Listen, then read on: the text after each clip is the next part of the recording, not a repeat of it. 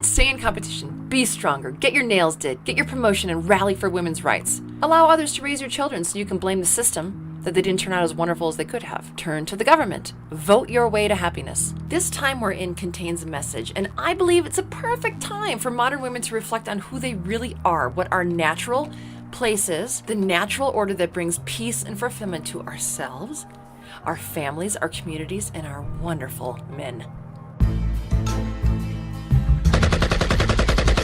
Hello everyone, my name is Jennifer Molesky. This is my YouTube channel. I do plan on doing a commenting on comments video tomorrow, depending upon participation. So if you would like me to do that, then just use the keyword at the end of this video in your comment. And if it's a good comment and I want to, freedom here, then I will comment on your comment tomorrow in the video. But if there's not a lot of participation, then I won't do it. Okay, so that's the way it's gonna go. Let's get into it. So I know that women have been purposefully infiltrated with fairy tales in classrooms that dismiss men, their innovations, their integrity, their protection, their strength, their very essence, in pursuit of the agenda for women to share or entirely assume the burden that is not naturally best fought and won by women. These fairy tales and classrooms show women winning in arenas that they don't naturally win in. They thrust women on the shoulders of superiority, of domination. The world can be on the woman's shoulders, and it's no problem. Women are so strong, they can do the job of one woman and a man, or 5 men, or 10. Who needs men? You with me, ladies? Women are invincible. Well, I'm not. 2 awesome people are better than 1, is my opinion. So I don't want to spit on the notion that some individuals, women in this case, have the strength and fortitude to endure hard times, or be taken by a flatus, or that a woman cannot be a bel esprit, or survive on her own. But just because they're able doesn't mean it's best. There are a lot of people who are freaking out right now. You know who's not freaking out right now? Real men. Here's my definition of a real man. A real man has spent his time, or most of it, cultivating himself. He's strong, patient, stoic, capable, accepting. He does what he can and accepts what he can't. He doesn't accept the wrong in the world, but he sees the wrong and does not let it penetrate his world, or if he has one, his home. I'm using home in a different way. I'll get to it. Now, what constitutes world is different for each man, but for every real man, the world starts with his mind. And once the mind is firmly secured by its rightful property owner, the real man may extend his property portfolio. Bedroom, house, cabin, property, farm, personal community, etc. Every man has a personal property line, and he keeps it safe from evil. He's not a hoarder. He doesn't hold on to anything, mindset, material, relationships, anything that would be a liability rather than an asset. And he adds to his property portfolio when he feels his masculine nature desires him to take on more. He does this because he carries what he can, and his strength is ever increasing. But he doesn't burden himself with a weight that he can't handle, whether it's emotionally, physically, financially, spiritually, etc. Some real men's personal property is a real woman. Woohoo! That's when a man finds his home. He's been out in the world, wandering, chopping down trees, honing his mind, conquering, failing, succeeding, building, learning. And then one day he thinks, you know what? I'm ready to settle down, find myself a home. Now, any ladies offended at my words, please hold on, or don't, whatever. Women still have personal responsibility. I'm not saying property in the sense that you have no autonomy, not at all. You always have personal responsibility, and with it comes freedom to make your own decisions, to choose your steps. Without the ability to make your own decisions comes a loophole to profess how nothing is your fault. You're a victim, your husband's the worst, or you were just following orders. Think of the I just work here mentality. But when a woman uses her good judgment, she gives herself, her body, her spirit to a man. It is a voluntary act between her and the man. Hers is a submissive gesture to be in partnership with the man, and a real man leads his woman. I think some women hate the idea because they think a man will be a tyrant, but a real man's intention is to lead you both to a good life, or a better life every day. The goal is to live a good life, safety and happiness, joy and the obtainment of goals. You're his home, and a real man takes care of his home. My prediction is that if there are women listening that don't like it, you're of 2 different sets. There's 2 different sets of women. First are the ones with a certain mindset, which creates the second type. The mindset guides the woman's decisions, which creates an outcome. So it's a mindset and an outcome. You're living either in one of those. The mindset I refer to is one in which the belief is held that a patriarchy is inhibiting to a woman's personal happiness.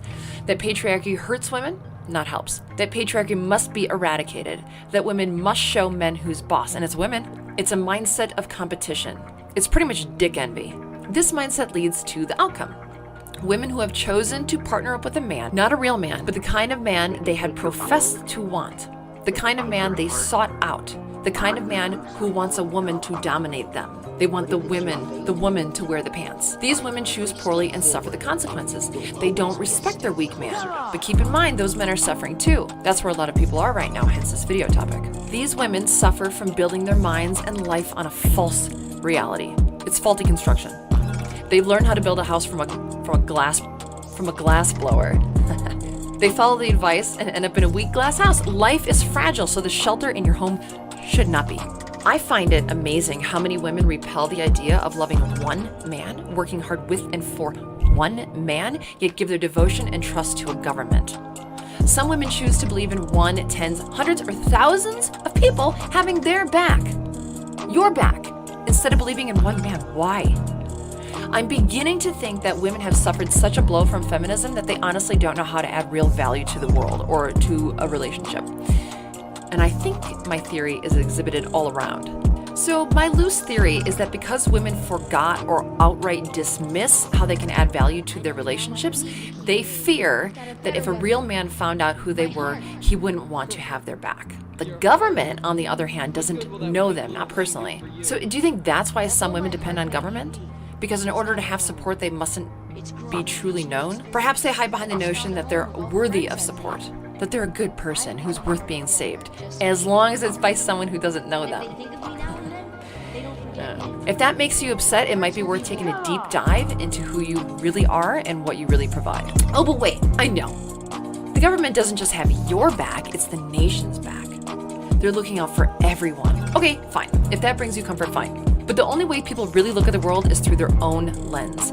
You don't want to die. Yeah, I know. You don't want anyone else to die. How noble. But really, it's you you're concerned about. You live your entire life thinking about you. And let me guess, it's also the government who thinks about you, who cares about you. Because government doesn't think about themselves. They're altruistic. That's why they were voted in, right? Is to think about you. People in government aren't really known for killing and starving their own kind. Democide has only killed less than Charles Manson. Wait, I might have that wrong. Well, anyway, if you want, you look up the numbers on Democide. Ladies, we've had it wrong for a long while. And not all ladies, but a lot of ladies. Women have been raised, like I said before, within classrooms that vilify men and bolsters government and women. We've seen cartoons where the woman is the smart, strong hero. We've seen action movies that give women totally fake powers over men. But they never show a woman's true superhero strength. They don't show the key to how to live and die a meaningful life. So what is our strength? You wanna guess?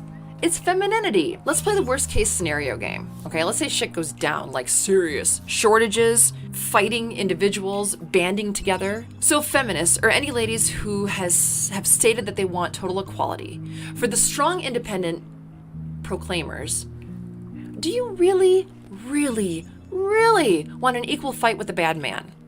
Do you really think that's your natural place, to fight and win? Or would it be an unfair fight, so you would want the guy to say something like, okay, well, I'll give you 10 swings before I hit you. But that wouldn't be equal, would it? For the banding together scenario, do you really think that you should be taken on in a group just because you're a woman, or you're black, or you're Hispanic, or you're tall, or you're skinny, or you're fat? Is that how equality works? Do you really think you should be chosen to split wood over a more qualified man just because you're a woman? Here's one. Do you really want to walk through dangerous streets with a feminist man? One who also believes that you're equal to him in all ways. Do what you want to the girl, but leave me alone. These scenarios are something that most people are not faced with, but they're still great examples of the ridiculousness of the modern feminist point of view. You take a mindset, a theory, and apply it to the worst case scenario. If it's a good theory, it must also work in today's landscape. The truth is, as far as I can see, women have power, but they forgot it. They forgot. It's all the goddess groups and the women's get-togethers. They aren't really focusing on your real power, your real strength. They're just trying to teach you how to use your natural power in unnatural ways. You know what I want? I want to walk through the streets with a real man who understands that I'm not his equal, I'm his home. I want to support a real man who can fight a bad man. And then when the time is over and his testosterone is still pumping through his veins and violence is in his eyes and it's time to bring him back home to peace, it is my job to love him. Some people say it's called fucking the war out of men. That's why porn is popular. Here's my opinion. Because men like the reward that comes with masculine acts. Men who are just masculine for themselves, who conquer only for themselves have no one to fuck the war out of them. So they praise themselves. You know what I mean? Or hire someone to do it. It's logical. I get it. Like, woo, I did a good job. I chopped some wood. Okay, getting back to ladies. Do you really want to compete with men over scarce resources? I don't. I want to be on the side of one man who doesn't believe in equality but takes pride in protection in what is his. So what is our natural role, women? Ladies, our role is to be at home and to make it his home, to nurture him, to fuck the war out of him, to bring him back to a place of peace. Home is your heart, your arms, your body. Home is the cooking that you do for him. Cooking is no joke. Knowing what your man likes and then preparing it with a smile on your face is a big deal. If it were a little deal, half the women in America wouldn't bitch and moan about it. Half the women in America would actually know how to do it. I mean, that's how lost we are. Some women are so lost in narcissism and competition that they don't even know how to cook. Home is the solace he feels in a real woman's company. Home is the way he feels in your presence because there's no posturing, no competing, no orders. Home is the words of consolation and support he hears from your lips, the lips of the woman he's chosen who has chosen him. A real woman's role is to keep things clean. The house, the children, the communication, the intentions. Your role is to keep your children safe and likable and jolly and sharp and useful. Your job is to make him laugh through thick and thin. Your job is to rub his shoulders after he's tilled the garden or felled a tree or had a hard day at the office. Your job is to stay as beautiful as you can so he has something wonderful to look at. The job of a real woman is to be the someone that he can look at with genuine fondness and think, she's mine. And you look at him with fondness and think, he's mine. And that brings you both such an abundance of meaning and pride and fulfillment and provides you with such ambition to keep providing more and more for each other that you realize that when the roles are skewed and men stop acting like men and women stop acting like women and things become out of balance, it brings about misery and destruction. Ladies, we're not meant to leave our homes. We're meant to be the home, to build our home, to reinforce our home, to make the home welcoming and beautiful and smell good and have all the space and readiness for your real man's heart. When you do that and you find a real man who's ready for you, he will focus on his property, his home. He cares for it, works hard for it, thinks about it when he's gone and can't wait to get back to it. Or not. Or not. Stay in competition. Be stronger. Get your nails did. Get your promotion and rally for women's rights. Allow others to raise your children so you can blame the system that they didn't turn out as wonderful as they could have. Turn to the government. Vote your way to happiness. Order takeout forever. Go to school to obtain a degree that keeps you away from the house so you can fight with your partner about how hard you work outside of the house and that he should do more work around the house, more chores. Go and spend a lot of money on education that keeps you forced to work in a city because that's where all the jobs are. So Joe Biden and frankly, most of the government is calling for the government to support families, communities, and small businesses. Question, do you believe that families, communities, and businesses are important? If you do, then act like it. Be the backbone of your family. Provide for your family. Because strong families create strong communities. And you know what thrives on strong communities? Small businesses. It's simple, right? Is it easy? No. Is it simple? It is. So today's keyword will be today's keyword. The keyword today is shortage. If you have a comment and you would like me to consider commenting on your comment tomorrow in the commenting on comments video, then use the word shortage in your comment. I don't know what you guys are doing, but I really appreciate you tuning in today. I have a goal. You want to hear it? I'm going to tell you. It's to get to 25,000 subs by the weekend. Today's Thursday. Friday. Today's Thursday or Friday. So if you like this content, feel free to subscribe. If not, you have freedom for now, as far as I'm concerned. All right, take care. Be well. Be well.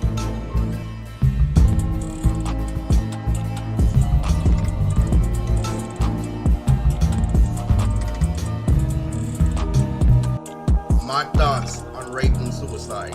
So I'm gonna try to let you guys know that when you deal with this shit on a day-to-day basis, just know that it's a joke, and just know that literally rape and suicide are serious subjects, but we slander them in society and we can't literally take this shit seriously at the time it is. So here is what I feel about when people, especially girls that play hard to get, say sexual harassment. When she says sexual harassment, that means her ass meant to do that. Ain't no playing games. You know you like that shit. You know you like to be treated like shit because you know you ain't shit. It's what happens to bitches, what happens to stanky women, what happens to women with no value is that literally they force men to rape them. Because the good guys they throw away, and then the bad guys they get obsessed with, and they literally get obsessed with the wrong bad guy, not the smart bad guy. They get literally stuck with the worst bad guy that has no money, that has this and that literally has no potential, but she's stuck with him because she treats herself like shit, and the bad boys fulfill her request. So literally, remember, when she says harassment, her ass meant to do that. And you have to understand that it's no joke. You have to understand that women don't want to be held accountable for their actions. Women want to be treated like shit. I'm talking about bad women, not all women, but the woman that you fantasize about wants to be treated like shit. This is why nerds don't get no play. This is why nerds don't understand why women love bad men so much. You don't understand. They live through fake shit the whole life, and what they're doing is real. It's real compared to you being in the fantasy, thinking that you don't have to take charge of the situation. What you have to do is you have to verbally, I repeat, verbally take charge of the situation. And literally, if she teases you, you say, hold up, you said this and that. Ain't no going back. And you have to literally call her out when she teases you. And that's why some men resort to rape. I don't think rape is good at all. I feel like rape is literally the basis of how a lot of relationships are started, because a lot of people think there's only physical rape. No, there's mental rape. There's this thing where if you're in a higher position of power in society or you have more connections, the girl cannot say no. Like, say if I'm famous, right, and I ask this girl out and she's not in a position to say no, that's rape.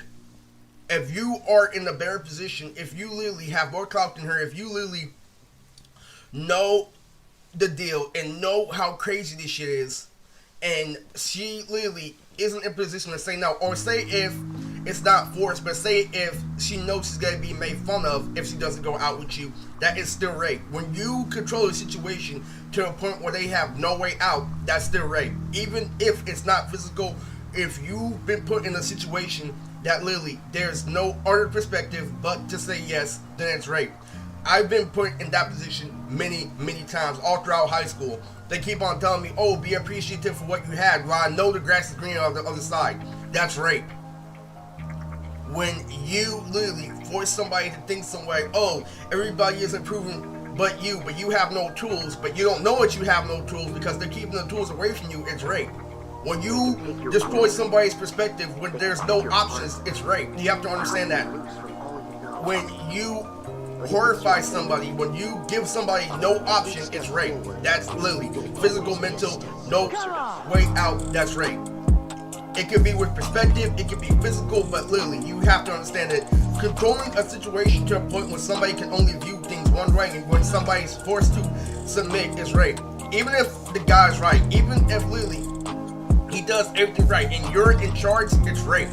And it becomes traumatic for the person. It becomes a big emotional weight because you don't understand the fact that you were wrong in every way, shape, or form, but you manipulated the situation, you manipulated his environment, you manipulated everything to make him feel a certain way. That's rape. And onto suicide, I consider suicide the biggest joke. Now, I'm one that used to be very suicidal in the past. I was suicidal in front of my mother. I was suicidal in front of a lot of people. I know a lot of people who become suicidal literally just so people will feel sorry for them. And that is what I despise, because I was suicidal for the right reason, because I was being mentally raped all throughout grade school by literally watching everybody else improve, but knowing that people are white and knowing that they're women and knowing that they have it better in society, and everybody's pointing their finger, stop being a little kid and start grinding. When in actuality, you have it 10 times easier, but I'm forced because I'm the only one who's losing in life, and that's rape. I've become a part of their hurt just so they become a part of mine. And if they You have to understand that they don't forget me, when it comes to being suicidal, I've dealt with the pain, I've dealt with this and that. There is such a thing as a life not worth living.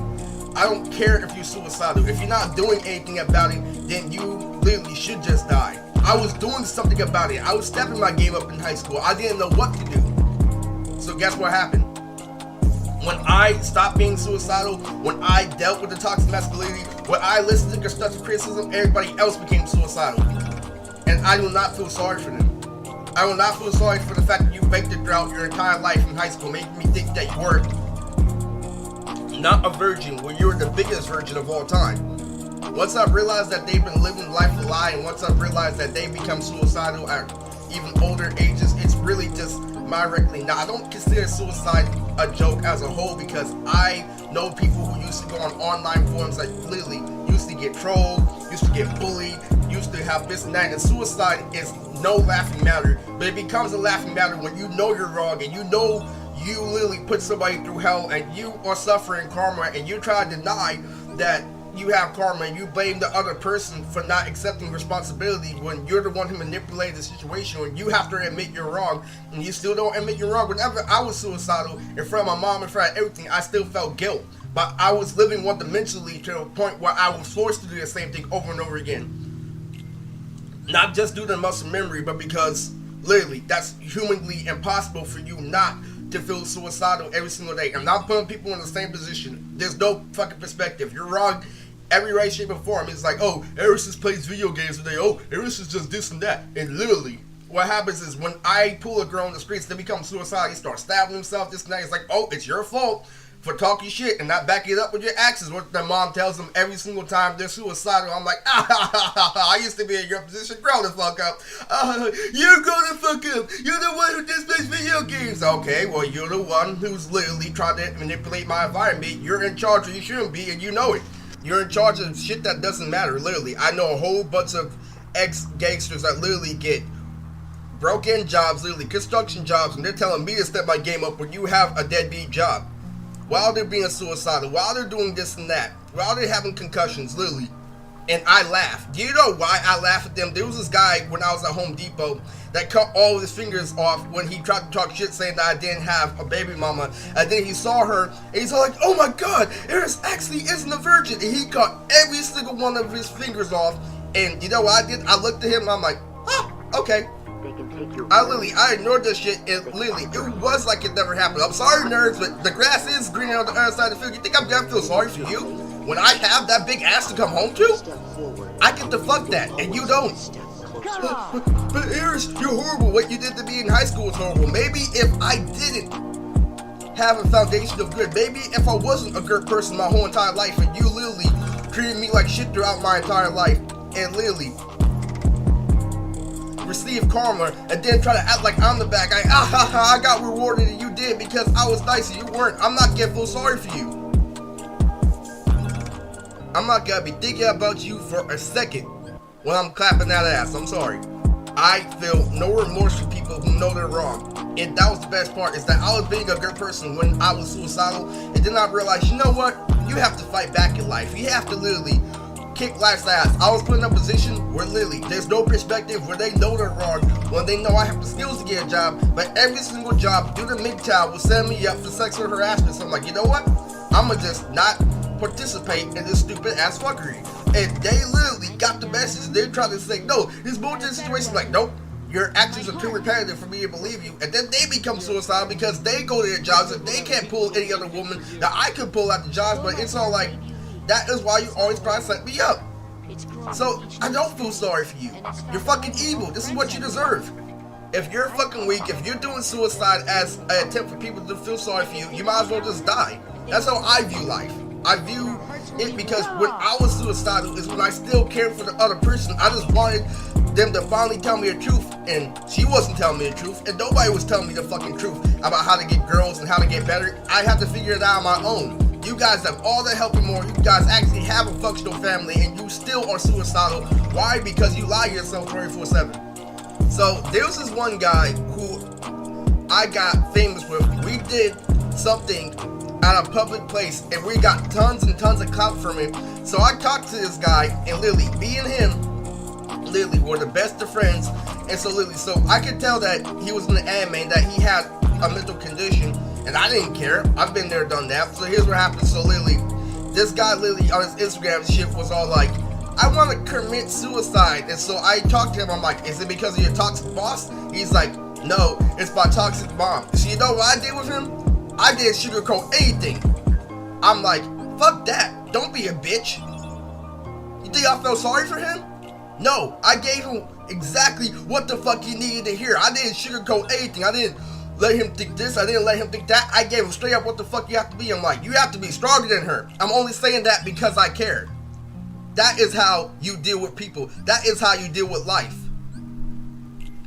I do not feel sorry for you at all. And what happened was this. It all bred out when I met this guy at the event again. Literally, what happened was this is literally, I tried to talk to him like a normal person, and literally he ignored everything I said, and he went to the other guy. He's like, something, choke me. I'm like, okay, well, that's a good way to earn respect. That's a good way to stop being suicidal.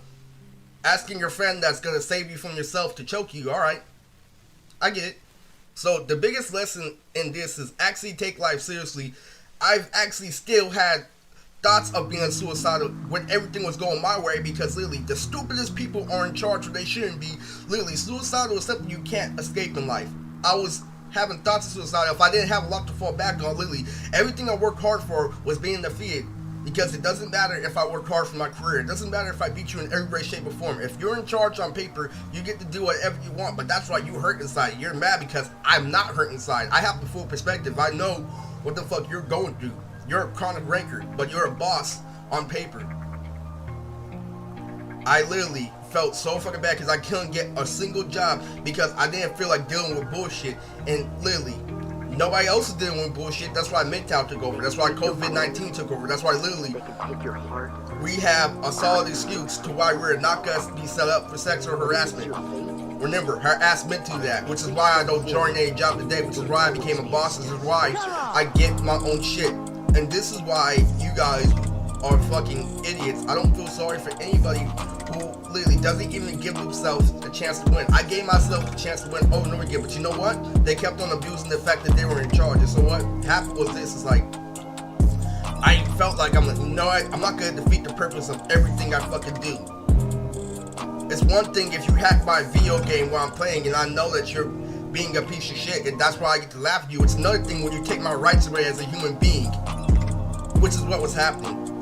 But things were clearing up, so I got over that. But literally, suicidal isn't anything that you can escape from. And I had thoughts of literally being suicidal last year because of legitimately the position I was in. Even though I proven them wrong in every way, shape, or form, they kept on spamming what they're doing to everyone and trying to say that I'm not special. I'm like, yeah, that's why I'm like everybody else that stays out the way. This is COVID, this is MGTOW, and I want you to shut the fuck up. Remember, if you're not even fighting back, you're just being suicidal, you're not even trying to improve your game, if you're not trying to step your game up, which is what you're killing yourself for, don't literally give me that excuse that it's not about bitches when it is. And if you're crying rape when you play guy after guy after guy, when you manipulate human nature and you expect it not to backfire on you, I don't feel sorry for you. And that's why I say, harassment, harassment to that. Just remember, you have to fight what the fuck is going on with your life. Don't be a bitch, literally. Don't literally just give up and literally just cry and think that everything's gonna be better. You may have friends that are fake, that will validate you saying it's okay, buddy. It's not like you're that loser out the end that always plays video games but pulls tons of bitches. You need to see through that shit. You need to stop accepting the fake that people are supporting. You need to literally know that you're wrong, admit you're wrong, and that's one step further in the direction. When I was a virgin, I was suicidal in front of my mom. I did everything to step my game up, but I wasn't being told that I was outmatched by vanity. If you don't know what vanity is, go look it up online. And if you literally, I don't think rape is a good idea. I don't think rape is stupid, but I do agree that some people literally do give women what they ask for, but that doesn't make it right. I'm just saying, some women are evil out there, some women do deserve karma, but there's another way of dealing with that. You can let them play themselves. Instead of actually physically harming women, what you have to do is you wait till literally she becomes submissive, and then when she tries to play you, you be like, you said this. So that's my thoughts on rape and suicide.